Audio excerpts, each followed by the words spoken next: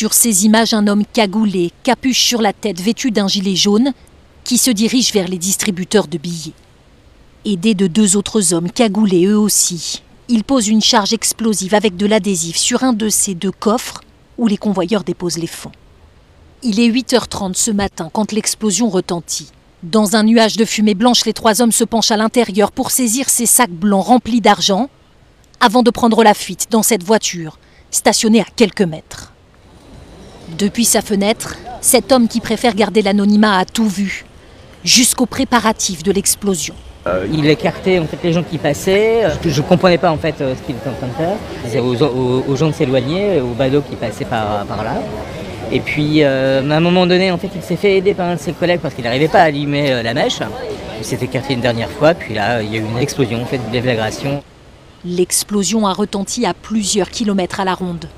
Les fenêtres brisées au premier étage du bureau de poste visé et la vitrine de cette boutique voisine témoignent de la force de la déflagration. Tout s'est passé en quelques minutes et en plein jour. Beaucoup de témoins n'ont pas réalisé tout de suite qu'ils assistaient à un braquage. Je suis arrivé, j'allais pour chercher de l'argent au distributeur, puis j'ai vu un gars qui criait. Le DA pensait que c'était quelqu'un qui n'était pas bien dans sa tête. Et puis il devait avoir quelque chose dans sa main, et puis il s'est approché vers moi. Puis moi j'ai couru, je me suis enfui. J'ai pas compris ce qui se passait en fait.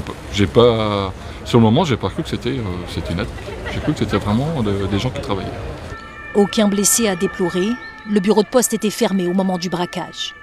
Une enquête est ouverte pour vol en bande organisée, association de malfaiteurs en vue de la préparation d'un crime et destruction par moyens dangereux.